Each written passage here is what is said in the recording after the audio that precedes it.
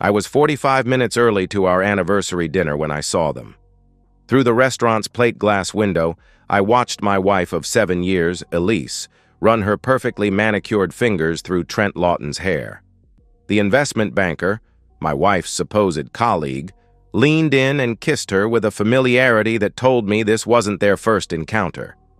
Their table was littered with empty cocktail glasses, evidence they'd been there a while, celebrating something I wasn't privy to. I should have walked in right then, created a scene, demanded answers. Instead, I quietly stepped back from the window and watched. What happened next was worse than the kiss. Elise laughed, that tinkling musical laugh I once thought was reserved for me, and leaned forward to whisper something in Trent's ear. Whatever she said made him throw his head back in raucous laughter. Then he glanced around conspiratorially and pulled out his phone, showing Elise something that made her cover her mouth and giggle uncontrollably. It was the look on her face that stopped me cold. Pure, undiluted contempt mixed with amusement. I'd seen that expression before, at parties, when she thought I wasn't looking. I didn't need to hear what they were saying. I already knew I was the punchline. I stepped back, hidden in the shadow of a nearby storefront, and took out my phone. I opened our shared photo album to post the anniversary message I'd prepared. That's when I saw it. A notification from our home security system showing that our bedroom camera had been activated 2 hours ago. We had installed these cameras after a break-in scare last year. I hadn't checked the feeds in months. Standing there on the sidewalk, I watched my wife and Trent in our marital bed. But worse than the betrayal of flesh was what came after. As they lay there, Elise showed him my private messages to her, my declarations of love, my insecurities shared in confidence. They laughed, scrolling through my heart laid bare, mocking each word. Daniel couldn't satisfy a woman if he had step-by-step instructions and an instructional video, she giggled. Trent smirked. We should send him a cheat code. The phone nearly slipped from my numb fingers. Everything in me went cold, then hot, then ice cold again.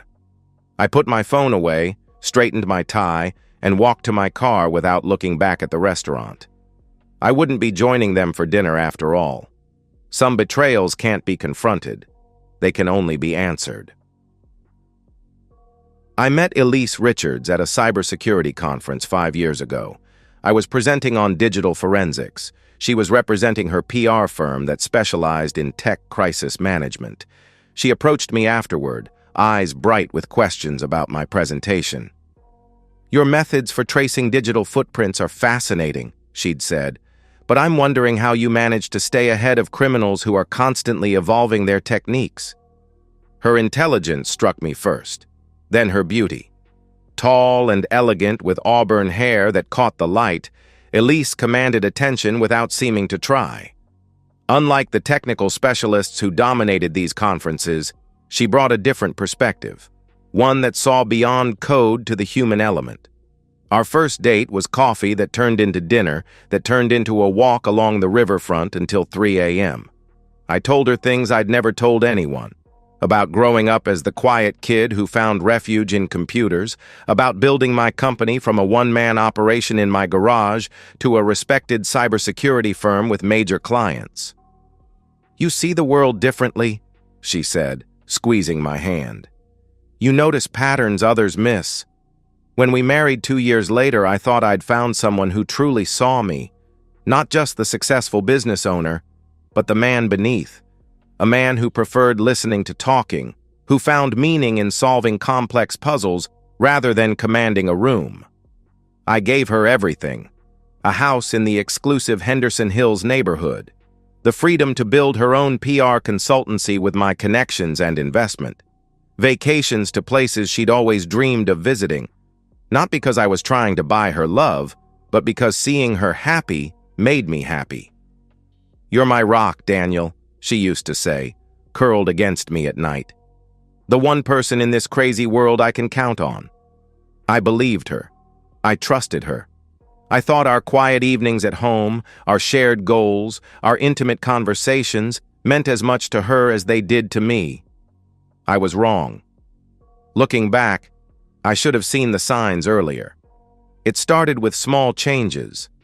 Elise began attending more networking events that ran late into the night.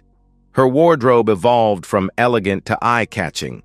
New friends appeared, people whose names she dropped, but whom I never met. "You wouldn't enjoy it, Daniel," became her standard line when I asked about joining her. "It's just industry people talking shop." Then came the subtle digs. At first, they were cloaked as teasing. "Oh, Daniel would rather die than dance," she'd laugh when we were with friends. Or, "Don't mind him, he's happiest with his head buried in code." I didn't mind. It was true that I preferred depth to surface, substance to spectacle. I thought she respected that about me. Then one night, 6 months ago, I overheard her on the phone in our home office. I know, she was saying, her voice lowered.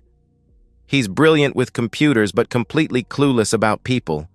No, he hasn't noticed a thing. It's almost too easy." I stood frozen outside the door, my hand on the knob. She laughed again, that same laugh I'd heard countless times before, but now it sounded different, sharp-edged and cold. "I've got to go. He'll be home soon. Yes, tomorrow at the usual place." I should have confronted her then. Instead, I quietly backed away, telling myself I was misinterpreting, that he could be anyone, that I was being paranoid. 2 weeks later, I found a receipt for a hotel room in her purse when looking for car keys. The next day, a text notification flashed on her phone while it lay on our kitchen counter. "Last night was incredible. Can't wait for more." The sender was labeled TL Work, Trent Lawton, the investment banker whose firm had recently become a client of Elise's PR consultancy. The man who always seemed to be mentioned in her stories about successful events and important connections. Still, I said nothing. Not out of cowardice, but calculation. I needed to understand the full scope of what I was facing. So I did what I do best. I started gathering information. The tipping point came 3 weeks after I discovered their affair. We were hosting a dinner party for some of my company's investors and Elise's high-profile clients. These evenings were important for business relationships, and Elise usually shone as hostess. I was in the kitchen getting more ice when I heard her voice from the adjacent dining room.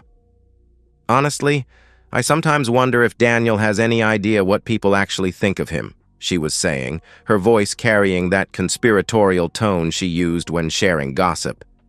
"He believes everyone respects him because of his technical brilliance, but they're mostly just tolerating him."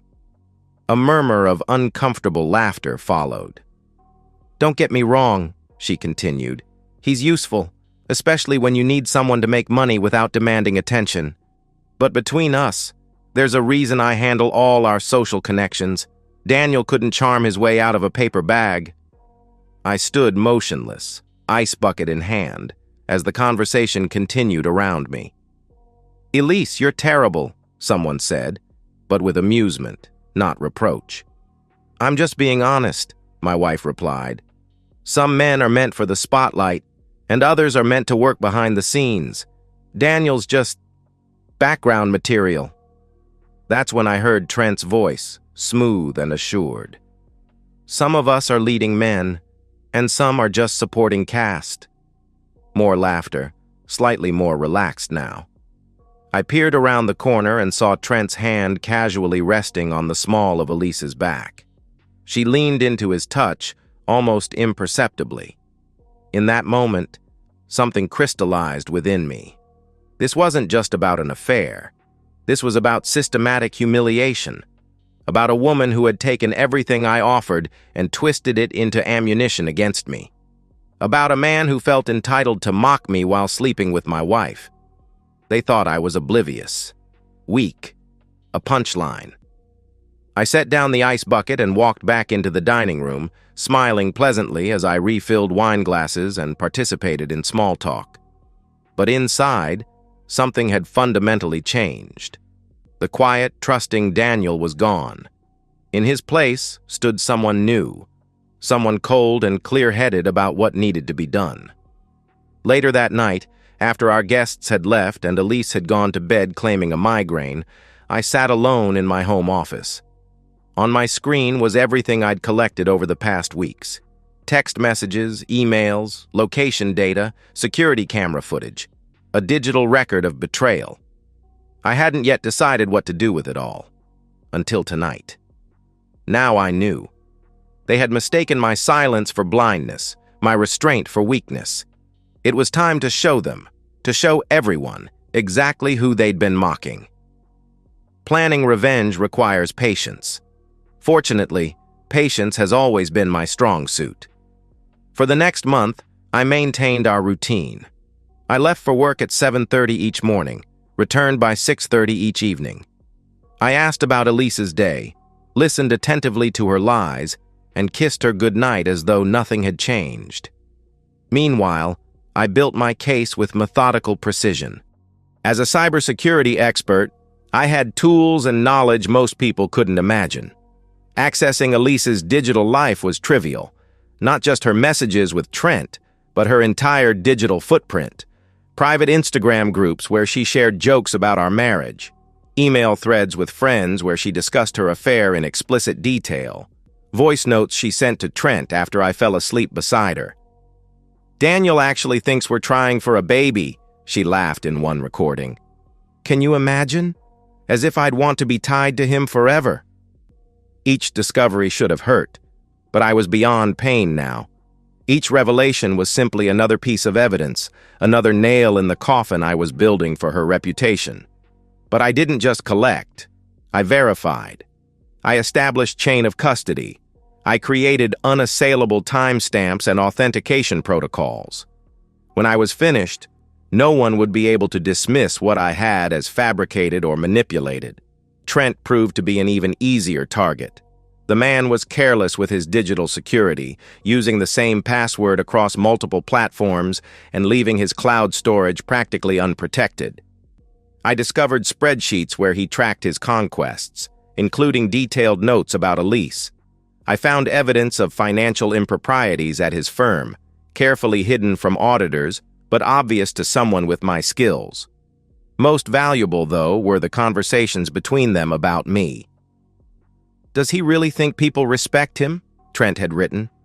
"Everyone knows his company only succeeds because you make him seem human to clients." "It's exhausting," Elise replied, "playing the devoted wife to a human calculator." The final piece came when I discovered they were planning a weekend getaway to Cabo San Lucas, charged to my credit card. The reservation was for the coming weekend, which happened to coincide with an important anniversary in my company's history. They thought I'd be busy with corporate celebrations while they enjoyed my money on a romantic escape. Perfect timing. With all the pieces in place, I moved to Phase 2, strategic deployment. This wasn't about confrontation or emotional outbursts. This was about precise, targeted destruction. I created secure servers and timed release protocols. I drafted messages and compiled evidence packages for specific recipients. I built a digital deadman switch that would execute all commands simultaneously at the designated moment. On Thursday night, as Elise packed for her business conference in Chicago, actually her rendezvous with Trent in Cabo, I set everything in motion with a single encrypted command. Then I waited. Friday morning dawned bright and clear. Elise left early for the airport, kissing me goodbye with practiced tenderness. "I'm sorry to miss your company anniversary," she said, "but you'll be so busy with events, you'll hardly notice I'm gone." "Don't worry about it," I replied, squeezing her hand. "I understand how important this conference is for your career." She smiled, relieved at my apparent ignorance. "I'll call you tonight from the hotel." As her taxi pulled away, I checked my watch. 7 hours until detonation. I arrived at my office earlier than usual and called an impromptu staff meeting. My team was surprised. I rarely disrupted their workflow with unscheduled gatherings. "I want to thank everyone for their extraordinary work as we celebrate 5 years of Ross Cybersecurity Solutions," I began. "Today's a milestone for us. but it's also a turning point for me personally. Curious glances were exchanged. I'll be taking a step back from day-to-day operations for a few weeks. Marcus will handle things in my absence. I nodded toward my trusted second-in-command.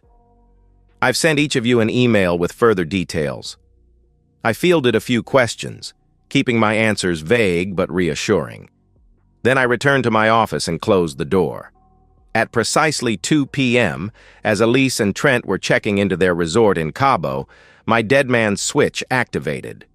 First, it sent a comprehensive evidence package to Elise's firm's board of directors and HR department. The package detailed how she had shared confidential client information with Trent, a clear violation of multiple NDAs and professional ethics codes. It included timestamp-verified screenshots of her mocking her client's security concerns and boasting about overcharging them. Simultaneously, a similar package went to the compliance department at Trent's investment firm, highlighting his financial irregularities and inappropriate sharing of client information with Elise. The evidence was irrefutable, the violations clear. Next, emails deployed to our shared circle of friends and acquaintances. These weren't angry accusations, but simple, verifiable facts. Screenshots of Elise and Trent mocking each person behind their backs. Elise calling Sophie's child unbearable while accepting expensive birthday gifts from her. Trent and Elise laughing about Mark's failed business venture after borrowing money from him. Each message was personalized, showing recipients exactly what had been said about them. At 2:15 p.m., all explicit content Elise had sent to Trent, photos, videos, voice messages, was posted from Elise's own social media accounts. Not by me directly, but through a sophisticated script that mimicked her usual posting patterns. By the time she realized what was happening and tried to delete them, thousands had already seen the content. At 2:30 p.m., her family received their package, evidence of how she spoke about them in private, her criticisms of her father's embarrassing blue-collar background, her disgust at her mother's provincial mindset, her cruel jokes about her sister's weight struggles. The final phase activated at 3 p.m. An email went to Elise from my lawyer, informing her that I had filed for divorce on grounds of adultery and breach of trust. Attached were copies of all evidence, a preliminary settlement agreement giving her nothing beyond what she had brought into our marriage, and notice that the locks to our home had been changed. Similar documentation was sent to Trent, along with a formal notice that I would be providing evidence of his professional misconduct to regulatory authorities unless he immediately ceased all contact with my wife. Throughout all this, I sat in my office, calmly working through routine tasks. I had disabled notifications on my phone and computer. Whatever chaos was unfolding, I would deal with it on my terms, not in reaction to frantic messages. At 5 p.m., I packed up my laptop, nodded goodbye to my team, and drove not to my house, but to a lakeside cabin I had purchased through a shell company months earlier. No one, not even Marcus, knew about this property. As I settled in for the evening, I finally checked my secure email server. The responses were flooding in, exactly as I had anticipated. Elise's firm had suspended her pending investigation. Trent's manager had called an emergency meeting of the ethics committee. Friends were messaging Elise in shock and anger. Her family's group chat had exploded with hurt and confusion, and Elise herself had tried to call me 17 times in the past hour. I turned off my phone, poured myself a glass of 20-year-old scotch I'd been saving for a special occasion, and stepped out onto the cabin's deck. The sunset over the lake was spectacular, the water still and clear as glass. For the first time in months, I felt at peace. The devastation was swift and total. By Sunday night, both Elise and Trent had been placed on administrative leave pending formal investigations. By Wednesday, both had been terminated for cause, their professional reputations in tatters. Elise's carefully curated social circle imploded. The friends whose secrets she had kept turned on her when they discovered how she spoke about them in private. Invitations dried up. Messages went unanswered. Her Instagram following plummeted as former admirers distanced themselves from her toxic brand. Her family situation was even worse. Her father, whose working-class background she had mocked despite it funding her education, publicly disowned her. Her mother, heartbroken at the revealed contempt, refused her calls. Her sister, the only one who might have forgiven her, discovered Elise had been sleeping with her ex-husband 2 years earlier. Trent, predictably, abandoned her at the first sign of trouble. When I had my lawyer contact him with evidence of additional financial improprieties, he fled to Dubai, where his firm had an office and extradition was complicated. He blocked Elise's number and deleted all traces of her from his life, concerned only with his own survival. As for me, I emerged stronger than before. When I returned to the office the following week, rumors had already spread about Elise's betrayal. My team's respect seemed to deepen, not because I had destroyed my wife's life, but because I had handled an impossible situation with dignity and restraint. I hadn't aired our dirty laundry, I had simply allowed the truth to surface.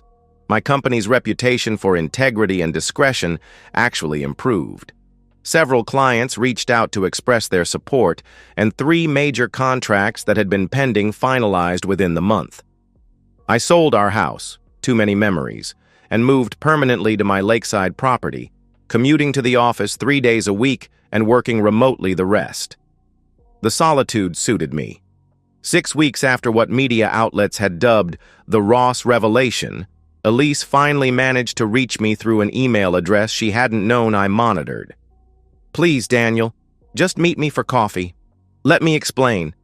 We were together for 7 years. Doesn't that mean anything to you?" I considered ignoring her, but there was one thing I needed to say to her face, so I agreed to a public meeting at a cafe near my office. She arrived looking nothing like the polished, confident woman who had left our home that Friday morning. Her designer clothes had been replaced with simple jeans and a sweater.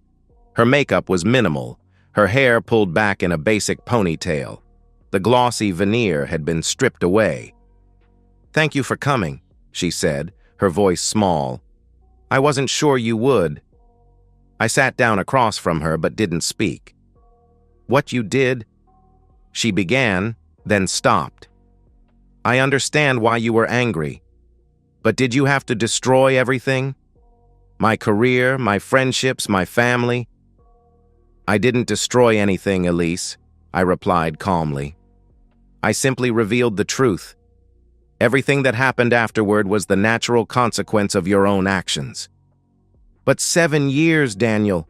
7 years of marriage. Didn't that deserve at least a conversation? A chance to explain?" "Explain what? How you and Trent laughed at me in our bed? How you mocked me to our friends? How you planned your getaway using my credit card?" I kept my voice level, my face expressionless. There was nothing to discuss. "I made mistakes," she whispered, tears forming. "Terrible mistakes. But I did love you, in my way." I studied her face, searching for the woman I had married. She wasn't there. Perhaps she never had been. "No, Elise. You loved what I provided. There's a difference." I stood up. "I agreed to this meeting for one reason. To tell you that your relevance to my life has been permanently revoked." "Daniel, please." "Goodbye, Elise." I walked out without looking back, leaving her alone with her cold coffee and the ruins of the life she had gambled away. 3 months later, I received a final update from the private investigator I had hired to monitor the aftermath. Elise had left the country after failing to secure employment. Apparently, she was living with a distant cousin in Australia, working as an administrative assistant at a small real estate office. Trent had been fired from his Dubai position when additional improprieties came to light. His current whereabouts were unknown. I closed the report and deleted it. Their stories were no longer part of mine. That evening, I had dinner with Christine, the intellectual property attorney I had been seeing for a few weeks. Unlike Elise, she valued substance over style, integrity over image. When she laughed, it was with me. never at me. "You seem distracted," she noted as we finished our meal. "Tough day?" I smiled, pushing thoughts of the past firmly aside. "Just tying up some loose ends. Nothing important." And it wasn't. Not anymore. The quiet man they had mocked had spoken in his own way, not with shouting or threats, but with the cold, clear truth. In the end, that had been enough. More than enough. And that's the end of today's story. If you enjoyed it, please give this video a thumbs up and drop a comment below. Your support helps the algorithm push my content further. If you're new to the channel, don't forget to hit that subscribe button. It really helps me keep creating more stories for you. Thanks for watching, and I'll see you in the next one.